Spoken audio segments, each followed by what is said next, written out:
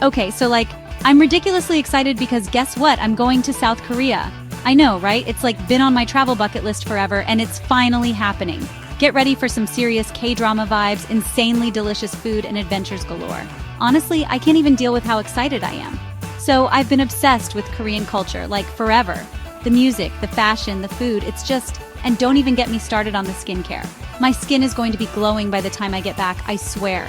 This trip is going to be all about immersing myself in everything Korean, from the bustling cities to the tranquil temples.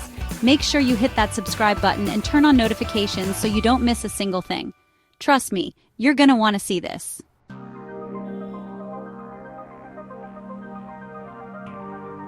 Alright guys, we've officially made it to Seoul, and let me tell you, this city is insane. It's like stepping into a whole other world. The energy here is electric, the streets are buzzing, and the buildings are like a million stories high. It's a total sensory overload in the best way possible. First things first, we gotta talk about the food. I'm talking Korean barbecue, kimchi pancakes, bibimbap. You name it, I'm gonna eat it. And the best part, it's also aesthetically pleasing. I could literally take a picture of every single meal, and my Instagram would be set for life. Speaking of Instagram, you already know I had to hit up some of those iconic K-pop spots. We're talking about the K-Star Road with all the cute little character statues, the SM Entertainment Building, and maybe even a glimpse of a real-life idol. But it's not all about the modern stuff. Seoul has so much history too. We visited the Gyeongbokgung Palace, which is absolutely stunning, and learned all about the Joseon dynasty. History buffs, where you at?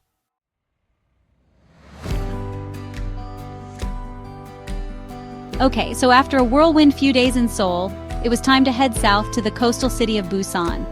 And guys, it did not disappoint. First of all, the beaches here are incredible. We're talking white sand, crystal clear water, basically paradise. I spent the entire day soaking up the sun, swimming in the ocean, and pretending I was in a K-drama. It was magical. And of course, no trip to Busan would be complete without a visit to the Jagalchi fish market. This place is insane. They have literally every kind of seafood you can imagine, and it's all so fresh. We wandered through the stalls, marveling at the giant crabs and the buckets of wriggling octopus. It was definitely an experience. But Busan isn't just about beaches and seafood. It's also home to some incredible temples, including the Beomyosa Temple, which is nestled in the mountains. The views from up there were breathtaking, and the temple itself was so peaceful and serene. It was the perfect place to escape the city for a bit and just connect with my inner self.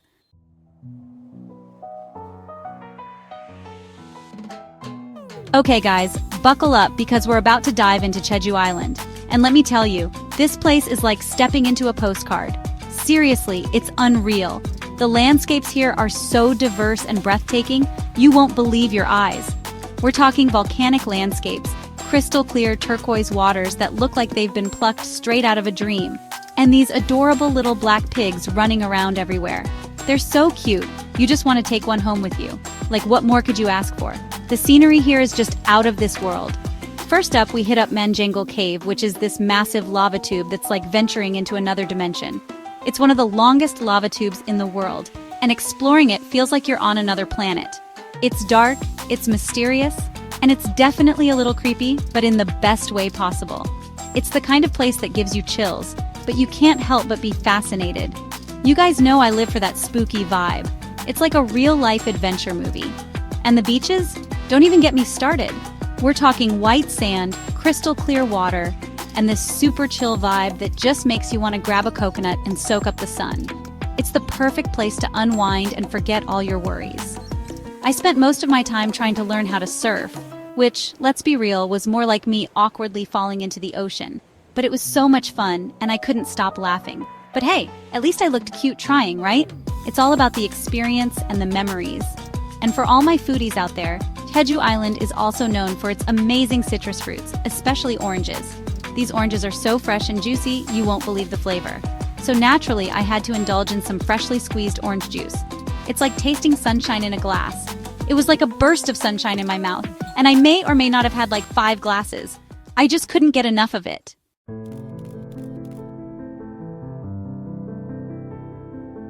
Okay, history buffs, this one's for you. Get ready to dive deep into the past. Jeongju is like stepping back in time, but in a cool way. Imagine walking through a living museum. We're We're talking ancient temples, burial mounds that look like something out of Indiana Jones, and this whole vibe that just screams history. It's like every corner has a story to tell. First up, we hit up Bulguksa Temple, which is one of the most famous Buddhist temples in all of Korea. It's a must-see for anyone visiting, and let me tell you, this place is seriously impressive. The blend of nature and architecture is breathtaking. The architecture is insane, the gardens are so zen, and I swear I could feel the history just oozing out of the walls. It's like stepping into another world. Next, we checked out the Seokguram Grotto, which is this man-made cave that houses a giant statue of the Buddha. It's a marvel of ancient engineering. And when I say giant, I mean giant. This statue is absolutely massive. Like, this thing is massive. You have to see it to believe it. And the details on the statue are incredible. The craftsmanship is just mind-blowing. It's definitely one of those things you have to see to believe. Pictures just don't do it justice. And of course, no trip to Jeonju would be complete without checking out the Cheomseongdae Observatory, which is the oldest astronomical observatory in all of East Asia. It's a piece of scientific history. I mean, how cool is that? It's like a time machine for stargazers. It's basically like a giant sundial, and it's amazing to think that people were studying the stars here over 1,000 years ago. The ingenuity of ancient civilizations never ceases to amaze.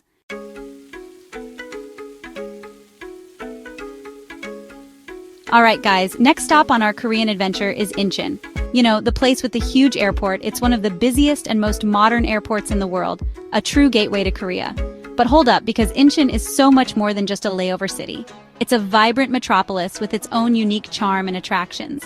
It's got this cool blend of modern and traditional vibes, kind of like Seoul's cooler little sister. You can see sleek skyscrapers right next to ancient temples. So first things first, we hit up the Incheon Chinatown. It's the largest and oldest Chinatown in Korea, full of history and culture. Obviously for the food, duh! The jjajangmyeon here is legendary. And the street food scene is just incredible. We're talking authentic Chinese dishes left and right. From dumplings to Peking duck, your taste buds are in for a treat. I went a little overboard on the dumplings, but hey, can you blame me? They were so good. Each bite was a burst of flavor. And if you're looking for something a little more, shall we say, Instagrammable, you have to check out Songwal-dong Fairy Tale Village. It's like stepping into a storybook. It's this whimsical little neighborhood with brightly colored houses and murals everywhere. Every corner is a photo opportunity. It's basically a real-life Instagram filter. The colors and designs are so vibrant and fun. I mean, come on, you know I had to get a photo shoot in. The backdrop was just too perfect to pass up. And speaking of Instagram, the sunset views from Jeju Island? Absolutely breathtaking, let me tell you, they were unreal. The sky lit up in the most amazing colors. Seriously, the sky was on fire. It was one of the most beautiful sunsets I've ever seen. We're talking pinks, oranges, purples, the whole shebang. It was like a painting come to life. I got some pretty epic shots for the gram if I do say so myself. Definitely one for the memory books. But the highlight of Incheon for me had to be the Central Park. It's a green oasis in the heart of the city. It's this huge, beautiful park right in the middle of the city, and it's the perfect place to just chill out and escape the hustle and bustle. The greenery is so refreshing. I rented one of those cute little swan boats, and let me tell you, it was way harder to pedal than it looks. But it was so much fun. But hey, at least I got a good workout in, right? All in all, Incheon was an amazing experience.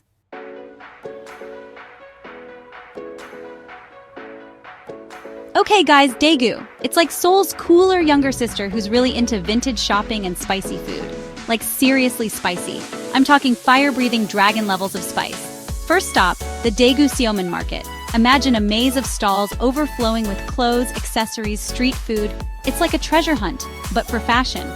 And the best part? You can actually bargain here. Like actual haggling, which is kind of intimidating, but also really fun when you master it. Next up, we gotta talk about the food.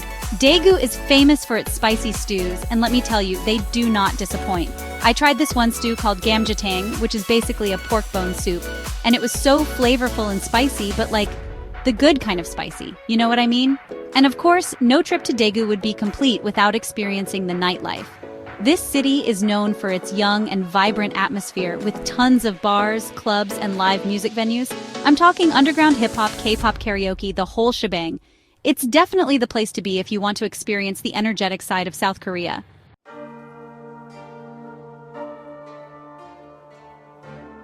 Alright, history buffs, this one's for you. Suwon is like stepping back in time, but like, in a cool way. It's home to the Hwaseong Fortress, this massive wall that surrounds the entire city. Like, imagine a castle, but it's a whole city. It's pretty epic. We're talking ancient gates, watchtowers, cannons, the whole 9 yards. Walking along those walls, you can practically feel the history, you know? Like, you can almost picture the battles that took place there centuries ago. And if you're really into Korean history, you gotta check out the King Jongjo statue. He's like a total rock star in Korean history.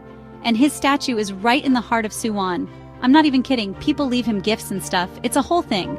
But honestly, even if you're not a history buff, Suwon is still worth a visit. The city itself is really charming, with a mix of old and new, and there are tons of cute cafes and shops to explore. Plus, it's super easy to get to from Seoul, so you can totally do it as a day trip.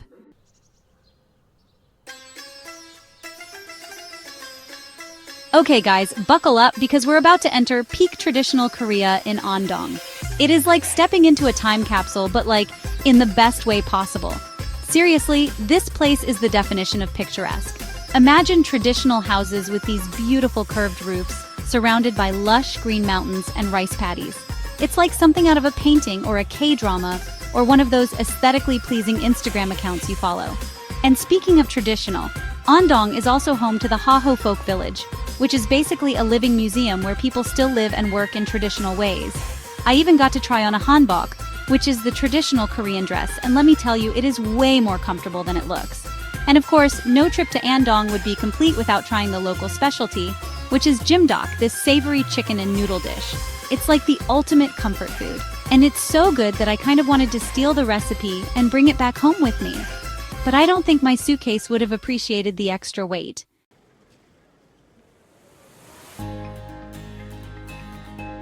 Okay, so Daejeon, it's not like the most popping place you'll ever go, but it's actually super cool if you're into like science-y stuff. They have this place called the National Science Museum, and it's massive. I'm talking like dinosaurs, space exhibits, the whole shebang. And if you're feeling all brainy and stuff, there's the Expo Science Park. It's built on the site of, get this, a World's Fair. Like, how cool is that? There's a bunch of cool sculptures and stuff, and you can just like wander around and soak it all in. But okay, let's say you've had enough science for one day. Totally valid. Daejeon also has these amazing hot springs. Like, imagine just chilling in some warm, mineral-rich water after a long day of exploring. Peak relaxation, am I right?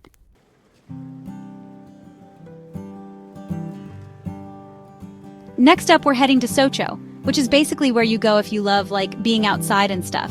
We're talking mountains, beaches, waterfalls, the whole 9 yards. It's honestly kind of overwhelming in the best way possible. First of all, you have to check out Seoul National Park. It's like the most famous national park in Korea, and for good reason. The scenery is absolutely insane, with these crazy rock formations and lush forests. Definitely pack your hiking boots for this one. And if you're feeling really adventurous, you can take a cable car up to Gwanggumseong Fortress. The views from the top are supposed to be incredible, but honestly, the cable car ride itself looks kind of terrifying, so like, proceed with caution. Oh, and I almost forgot to mention the food. Socho is known for its seafood, so make sure you try some fresh sashimi or grilled fish while you're there. It's seriously next-level delicious.